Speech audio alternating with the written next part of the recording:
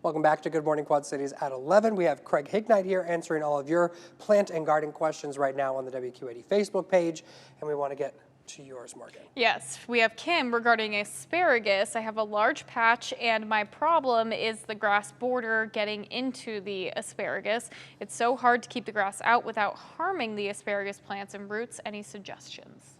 Well, this is going to be a fall project.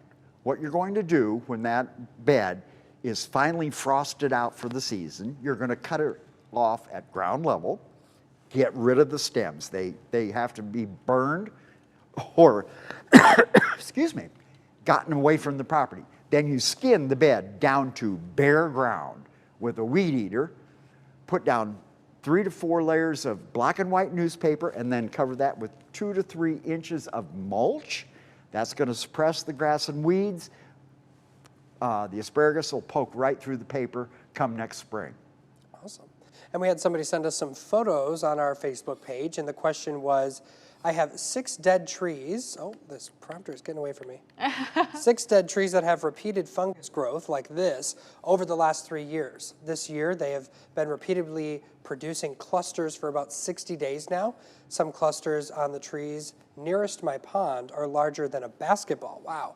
And are all of these edible variety of mushrooms? Should they be dangerous to animals and such? Well, I don't think that they're actually going to be dangerous. But there again, I'm not going to ever tell anybody to eat a mushroom that they find in the wild unless it's a morel. Yeah. Yes. You really need to have somebody that is knowledgeable about local fungi. I mean, those, I must admit, they do look like oyster mushrooms, so, you know, but I would get them perfectly identified before I ever decided that I was going to try and eat them. And of course, I was telling folks that I was glad that you said your trees are dead, because if that's a live tree, it has major problems because the mushrooms only live on dead heartwood of the tree. That means the whole tree is being hollowed out by that mushroom. And enjoy these while you can. Remember, some days those trees are going to get unstable enough to fall over. Yeah. All right, we have Victoria asking, what is a chemical that will go to the root of vegetation and kill it without killing things next to it? Okay, that is the chemical triclopyr. It's what you normally find in poison ivy killer. And this will not harm grass. It will kill any broadleaf that you get it on. And it is normally, you cut the stem of the plant and you immediately dab the triclopyr on it, goes down into the roots, kills the roots, doesn't harm anything around the plant. Okay. And then Bob is asking, I planted a butterfly bush at the end of May. It looks like it's starting to yellow and die. What can I do?